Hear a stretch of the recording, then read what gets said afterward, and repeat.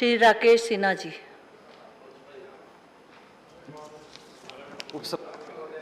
आपको आपका अभिनंदन करना चाहता हूं। यह आपका प्रथम दिन है।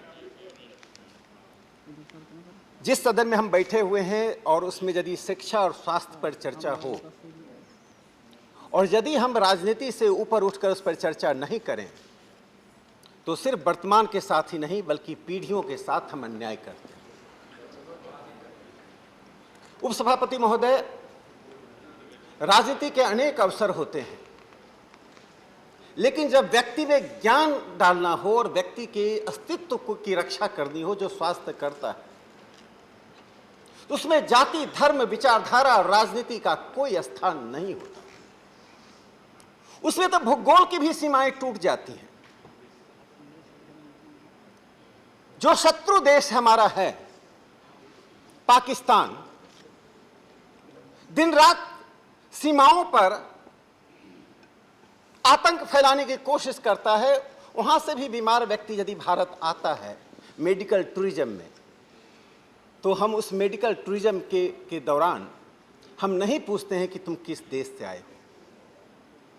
भारत का यह वैशिष्ट्य इस सदन में दिखाई पड़ना चाहिए, क्योंकि राज्यसभा उन लोगों का है जिनसे देश और दुनिया उम्मीद करती है कि हम अपनी कुछ सीमाओं से ऊपर उठकर बात करें। आज मुझे निराशा हुई कि बार बार स्वास्थ्य की दुहाई देते देते राजनीतिक बातें होती रही। वही कटुता दिखाई पड़ी जिस कटुता की मैं उम्मीद नहीं करूंगा। इसलिए मैं आज बिना राजनीतिक बात किए हुए एक घटना की चर्चा करते हुए यहां पर आता हूं। यह घटना इस सदन के लिए एक सूचना भी है, एक चुनौती भी है और एक प्रेरणा का भी काम करेगा। किस प्रकार से हमारी छवि को स्वास्थ्य के क्षेत्र में खराब करने की कोशिश हुई। कोविड के दौरान यशस्वी प्रधानमंत्री नरेंद्र मोदी जी का नेतृत्व पूरी दुनिया ने देखा। भारत के तमाम चिकित्सकों ने, चिकित्सा क्षेत्र से जुड़े हुए लोगों ने अपनी जान की बाजी लगाकर हिंदुस्तानियों की रक्षा की। उस दौरान, चूंकि मैं उसकी चर्चा नहीं करना चाहता था, आज उस पत्रिका का नाम लिया गया, मैं उस पत्रिका का नाम भी लेना नहीं चाहता था। यद्यपि वह पत्रिका एक 175 इयर्स पुरानी है और मेडिकल क्षेत्र की एक अच्छी पत्रिका मानी जाती थी। मैंने थी शब्द का उपयोग इसलिए किया कि हमें गौर से उसके चरित्र में हुए परिवर्तन को देखना चाहिए। कांग्रेस पार्टी ने, मैं उस नेता का नाम लेना नहीं चाहता हूं, कांग्रेस पार्टी के एक बड़े नेता ने लैंसेट मैगजीन के एक आर्टिकल को, एक ट्वीट को रीट्वीट किया था, जिस लैंसेट मैगजीन ने भारत में कोविड मैनेजमेंट पर सवाल खड़ा किया। आप कर सकते हैं, आपकी अभिव्यक्ति की आजादी है और आपको करना चाहिए अभिव्यक्ति की आजादी का उपयोग, लेकिन देश की संप्रभुता के सामने अभिव्यक्ति की आजादी का महत्व नहीं रह जाता है। आपने जिस पत्रिका के, सुन लो भाई, सुन लो, अरे सुन लो, बैठ जाओ भाई, सुन लो क्या कह रहे हैं। Please continue.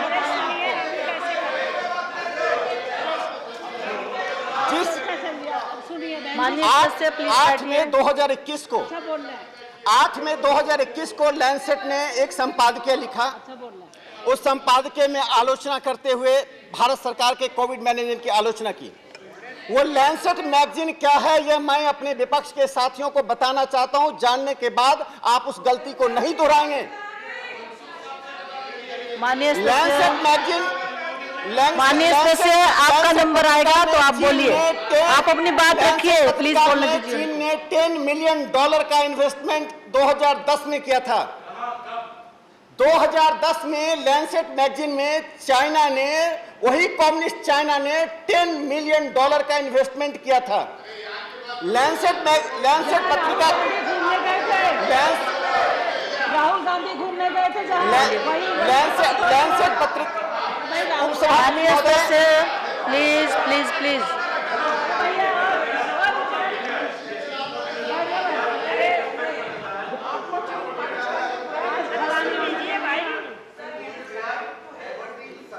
I am not diverting. Kindly don't.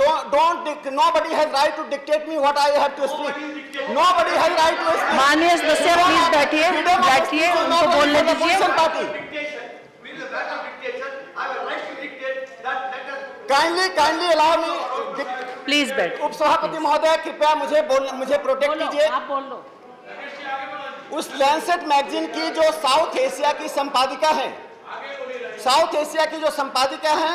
Helena वांग, वो चीन की नागरिक हैं। संपादकीय चीन की नागरिक कोविड मैनेजमेंट पर भारत पर लिखता है और भारत की एक प्रमुख विपक्षी पार्टी उसको रिट्वीट करता है। यह विपक्षी पार्टी का दिवालिया करने का है। मैं अब उससे आगे जो बात मैं कहना चाहता हूं, अभी अपने प्राइवेट मेंबर बिल को रखते हुए मनोज झा जी ने एक बहुत महत्वपूर्ण बात कही, लेकिन उस महत्वपूर्ण बात में राजनीति आ गई। उन्होंने कहा कि इंश्योरेंस एक बड़ा क्षेत्र है और इंश्योरेंस की चर्चा की। मैं वहीं से शुरू करना चाहता हूं। इस देश में 20 से 25% लोगों को इंश्योरेंस मिलता रहा है और 30 से 40% लोग वो हैं जो इंश्योरेंस कराने की स्थिति में नहीं रहते थे। उनको एक मेडिकल टर्मिनोलॉजी में और टेक्निकल टर्मिनोलॉजी में मिसिंग मिडिल कहते थे। बीच के वे लोग जो इंश्योरेंस तक नहीं पहुंच पाते थे। भारत को आजाद हुए 2014 में कितने साल हुए उसे गिनाने की जरूरत नहीं है। वो मिसिंग मिडिल के आंकड़े हमने नहीं बनाए। प्रधानमंत्री नरेंद्र मोदी जी ने 2014 में आते ही क्या किया? इंश्योरेंस के क्षेत्र में जो क्रांतिकारी कार्य हुआ है, 4 व्यक्तियों का परिवार साल में 12,000 रुपये पर डे 8 रुपया देकर 50,000 से लेकर 10 लाख का कवर जिस व्यक्ति को दिया गया है, जो ऊंचे वर्ग के लोग हैं, शायद इसका मतलब उन्हें मालूम नहीं होगा। जो गांव में रहे हैं, जिनके पड़ोस में गरीब रहा है, जो स्वयं गरीबी की यात्रा से यहां तक पहुंचे हैं, उन्हें उस इंश्योरेंस का मतलब मालूम है। उसे प्रधानमंत्री नरेंद्र मोदी जी की उस प्राथमिकता का मतलब मालूम है। इसलिए जनता जब प्रधानमंत्री जाते हैं तो उनको दिल से हर जगह आशीर्वाद देती है। बिल के ऊपर बोलने भाई, समझ लो, समझ में नहीं आएगा तो हिंदी में बोल रहे हैं। समझना चाहिए, समझ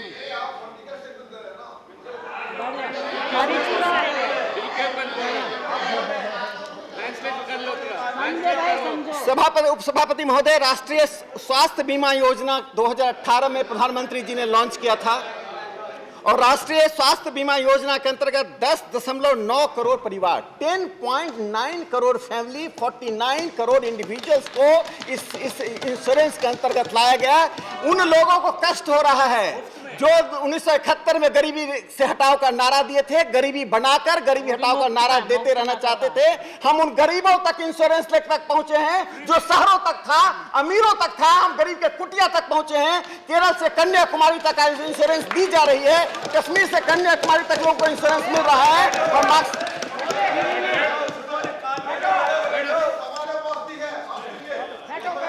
उपसभापति महोदय, मुझे लगता है भारत संवाद का देश है। भारत एक संवाद का देश है। मेरी बात को किसी को खारिज करना हो, आपको समय मिलेगा मेरी बात को खारिज करने का।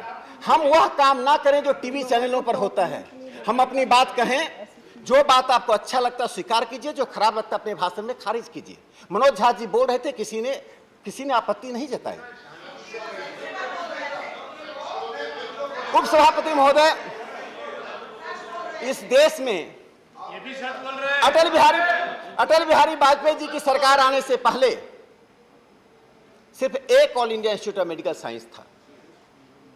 एम्स का कर्तृत्व और एम्स की गुणवत्ता पर पूरा देश गर्व करता है। मैं राजकुमारी कौर जी को याद करना चाहता हूं, जो स्वास्थ्य मंत्री थे। 1946 में इंडिया हेल्थ सर्वे ने यह अनुशंसा की थी कि भारत में एक सेंट्रल इंस्टीट्यूशन होना चाहिए स्वास्थ्य के क्षेत्र में। 1946 में हुआ और 1956 में एम्स की स्थापना हुई। साल तक राजकुमारी अमृत कौर ऑस्ट्रेलिया से लेकर न्यूजीलैंड और फोर्ड फाउंडेशन का चक्कर लगाती रही। धन इकट्ठा किया नीदरलैंड से, न्यूजीलैंड से, ऑस्ट्रेलिया से, फोर्ड फाउंडेशन से और all India institute of medical science बना। इसे राजकुमारी अमृत कौर को सिर्फ क्रेडिट जाता, श्रेय जाता है कि उन्होंने एम्स की स्थापना की।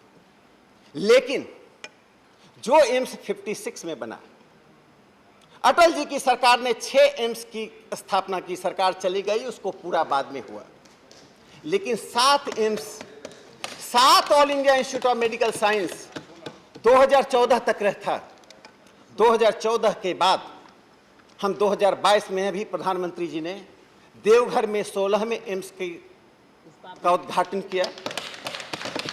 7 से 16 एक एम्स पर यह देश 1956 से लेकर अटल जी की सरकार बनने तक थी।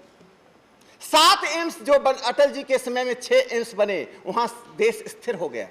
स्वास्थ्य की बात करते हैं, और 16 एम्स हमने बना दिया 14 से 22 तक में, और हम दावा करते हैं कि प्रधानमंत्री जी इस देश में 22 एम्स बनाने वाले हैं।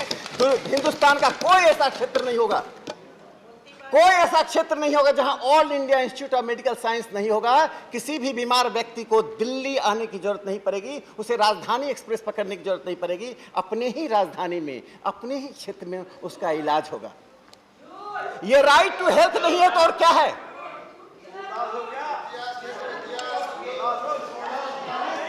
उपसभापति महोदय, किसी देश में जिस बात की चर्चा होनी चाहिए इस सदन में, WHO का एक पैमाना है कि 1000 लोगों पर कम से कम एक चिकित्सक होना चाहिए। लेकिन यदि मेडिकल अंडर ग्रेजुएट और पोस्ट ग्रेजुएट पैदा ही नहीं होंगे तो डॉक्टर आएंगे कहां से? भारत के प्रधानमंत्री नरेंद्र मोदी जी ने जो स्वास्थ्य को प्राथमिकता दी, उन्होंने उन सभी बारीकियों से उन बातों को देखा कि आखिर कमी कहां है। हम बार बार स्वास्थ्य करते हैं, यदि स्वास्थ्य के क्षेत्र में हम 10 लाख करोड़ भी खर्च कर दें तो डॉक्टर रात को पैदा कैसे ले लेगा? इस देश में कितने चिकित्सक रजिस्टर्ड हैं जो अंडर ग्रेजुएट हैं? 51,000 छात्र 2014 से पहले थे, अंडर ग्रेजुएट एडमिशन होता था 51,000 MBBS में। उसकी संख्या 2017 में 67,000 हो गई और 2022 में 90,000 हो गई। हम WHO के उस आंकड़े को पार कर गए जिसमें कहा था एक डॉक्टर 1000 पर होना चाहिए, 1000 पॉपुलेशन पर होना चाहिए। 1.33 डॉक्टर्स 1000 पॉपुलेशन पर हैं, और मैं दावे के साथ कहता हूं हमारी सरकार 2025 आते आते हिंदुस्तान में उस आंकड़े पर पहुंचेगी 3 डॉक्टर 1000 लोगों पर होगा। जो अमेरिका का आंकड़ा उसे हम पार करेंगे, हम ऑस्ट्रेलिया के आंकड़े के बराबर होंगे, पूरी दुनिया उसको देखेगी। बुनियादी सुधार की जरूरत होती है समाज में परिवर्तन के लिए। समाज में परिवर्तन के लिए नारों की जरूरत नहीं होती है। नारों को तो हमने, जिस समाजवाद की बात आप कर रहे थे स्वास्थ्य के क्षेत्र में, हमने 1948 से उस समाजवाद को देखा। कभी आबादी कांग्रेस में सोशलिस्ट पैटर्न ऑफ सोसाइटी, कभी डेमोक्रेटिक सोशलिज्म, कभी वेलफेयर स्टेट, कभी गरीबी हटाओ, और स्वास्थ्य के क्षेत्र में लोग झोला छाप डॉक्टर से ट्रीटमेंट कराने के लिए दौड़ते थे, चिकित्सक नहीं होता था। हमने उसकी संख्या 1.33 डॉक्टर्स पर 1000 कर दिया। आने वाले समय में वो संख्या हम कहां पहुंचाएंगे इसकी आप कल्पना कीजिए। यह राइट टू हेल्थ नहीं तो और क्या है? अगले एक बहुत ही महत्वपूर्ण प्रश्न है उठाया गया। उपसभापति महोदय, इस देश में एक स्वास्थ्य से जुड़ा बड़ा एक छोटा सा प्रश्न है जिसको यहाँ की सरकारों ने, यहाँ की व्यवस्था ने उपेक्षा की। उन्हें विकलांग कहा जाता था। स्वास्थ्य का जुड़ा हुआ एक बहुत बड़ा मुद्दा है। प्रधानमंत्री जी ने उस शब्दावली में परिवर्तन किया, विकलांग की जगह दिव्यांग कहा। और जो एक्ट लाया गया right of persons with disabilities 2016 लाया गया, 70 मिलियन 7 करोड़ लोगों को उसका फायदा हो रहा है। जो मुट्ठी भर लोग न करे किसी के परिवार में दिव्यांग आए, लेकिन दिव्यांग आता है तो भारत का समाज तो उसका स्वागत करता है, अपने बच्चे को उसी तरह से पालता है, बल्कि उससे ज्यादा महत्व के तरीके से पालता है।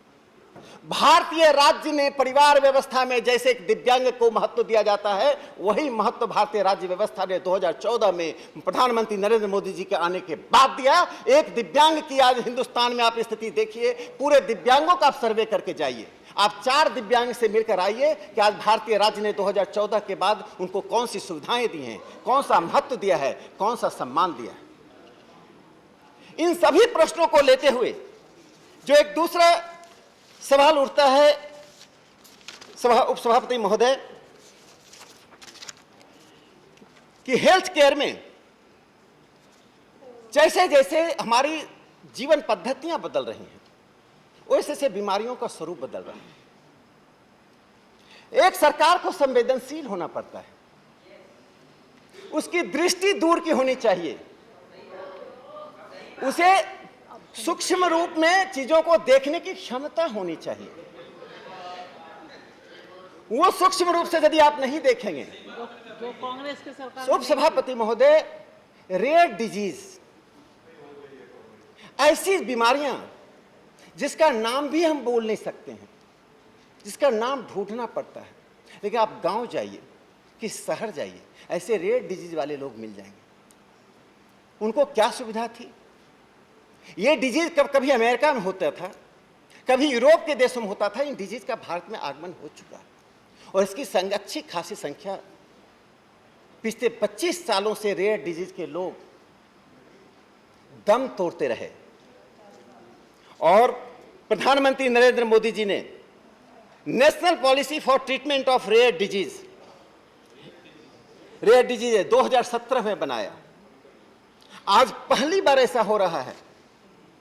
मैं एक दियारा क्षेत्र गया था। दियारा क्षेत्र वो होता है जहां नदी के कटाव के कारण लोगों की फसलें, एक ही फसल हो पाता है, जहां घर सुरक्षित नहीं है, स्वास्थ्य की बात आप क्या करें। मुझे ऐसे रेयर डिजीज के 3 पेशेंट्स मिले और तीनों के मैंने चेहरे को देखा।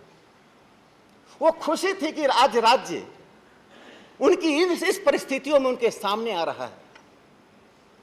जिस संवेदनशीलता की बात कर रहा हूं, यदि नेतृत्व में वो संवेदनशीलता होती है तो राज्य की व्यवस्था वैसे ही काम करती है। हमारे प्रधानमंत्री नरेंद्र मोदी जी उसी संवेदनशीलता के साथ उन सूक्ष्म चीजों को देख रहे हैं जिसे आप 70 साल तक नहीं देख पाए, क्योंकि ना आप में संवेदनशीलता थी, ना दूरदृष्टि थी। उपसभापति महोदय, हमारे देश में एलोपैथिक मेडिसिन आने से पहले अपनी इंडिजीनियस मेडिसिनल व्यवस्था थी, अपने स्वास्थ्य की एक व्यवस्था हुआ करती थी। आप ट्राइबल क्षेत्र चले जाइए, जो मेडिसिन से मेडिसिनल प्लांट्स हैं, ऐसे हजारों मेडिसिनल प्लांट्स की वो रक्षा कर रहे हैं, उसको बढ़ा रहे हैं, उसको रख रहे हैं। आप गांव चले जाइए, मेडिसिन की उनकी अपनी एक परंपरा थी।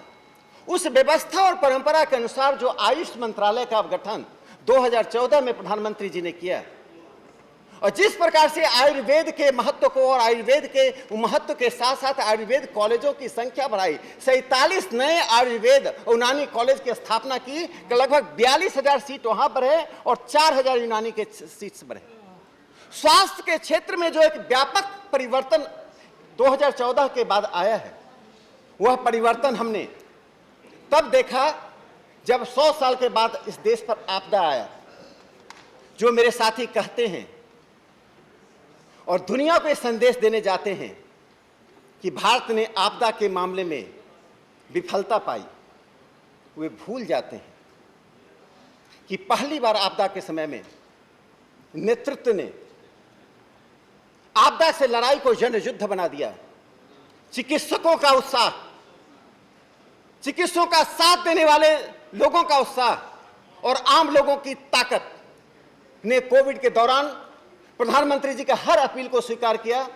आज हम सुरक्षित हैं, इसका कारण है कोविड वैक्सीनेशन। ये कोविड वैक्सीनेशन हमारे स्वास्थ्य मंत्री जी इसका विस्तार से बताएंगे, लेकिन कोविड वैक्सीनेशन में हमने सिर्फ वसुधैव कुटुंबकम का नारा को वास्तव में को व्यवहार में लाते हुए देश और देश से बाहर वैक्सीनेशन किया है। आज हिंदुस्तान में जो कोविड वैक्सीनेशन का रिकॉर्ड बना है, जाकर अमेरिका जाइए, ऑस्ट्रेलिया जाइए, यूरोप के देशों को देखिए। इतने 140 करोड़ के 130, 32, 40 करोड़ के देशों को, जहां जनसंख्या लगातार बढ़ रही है, उस देश में स्वास्थ्य के क्षेत्र में जो बुनियादी परिवर्तन आ रहा है, उस बुनियादी परिवर्तन का अभिनंदन करना चाहिए। व्यवस्था में जो कमियां होगी उसका सुझाव देना चाहिए। रचनात्मक सुझाव लोकतंत्र में स्वीकार होता है, लेकिन रचनात्मक सुझाव देने की जगह यदि विध्वंसात्मक सुझाव देते हैं, यदि देश की छवि स्वास्थ्य के क्षेत्र में आप खराब करते हैं, तो आप में और लैंडसेट में कोई अंतर नहीं रह जाता है। कृपया लैंडसेट का अनुकरण ना कीजिए। देश में पानी के भरे हुए गिलास में आप देखना चाहते हैं आधा है या खाली है, उस फ्रेज को देखिए। और मुझे लगता है इस देश को प्रधानमंत्री जी ने जो एक नारा दिया, और अंतिम बात कह के मैं अपनी बात समाप्त करता हूं। उपसभापति महोदय, मेरी दादी, मेरी मां जिन परिस्थितियों से गुजरी थी, उस परिस्थिति से हमारी बेटियां ना गुजरें, इसकी चिंता एक प्रधानमंत्री ने की है। सैनिटरी नैपकिन का नाम हमने सुना होगा। मैं पढ़ा लिखा इंसान हूं। मेरी पत्नी ने एक बार कहा कि जाकर दुकान से ले आओ, और मेडिकल शॉप से मैं लाए बिना लौट गया, चूंकि वहां लोग खड़े थे। मैं दिल्ली यूनिवर्सिटी में पढ़ाता था, लेकिन साहस नहीं हो पाया। मैं एक मिनट में समाप्त करता हूं इस घटना के बाद। प्रधानमंत्री नरेंद्र मोदी जी ने 2020 में लाल किले से जब कहा हम अपनी सभी बहन बेटियों को सैनिटरी नैपकिन पहुंचाएंगे, प्रधानमंत्री जी का इस कथन पर मैंने अपने 4 वामपंथी महिला मित्रों से पूछा। इनसे लगातार मैं संवाद में था, वो हमारी आलोचना करती रहती थी।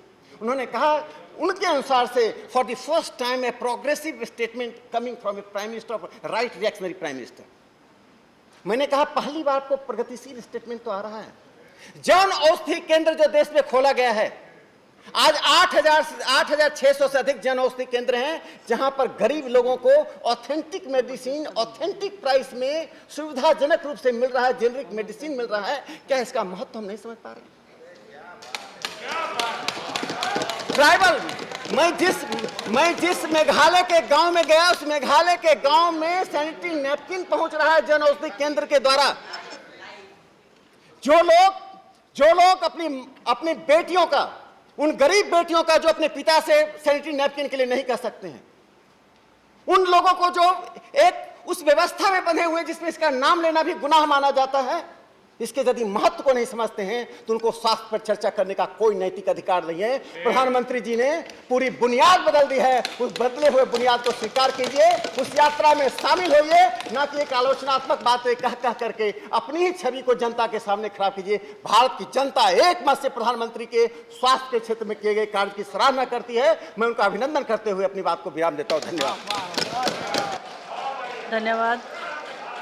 Message from Lok Sabha secretary general.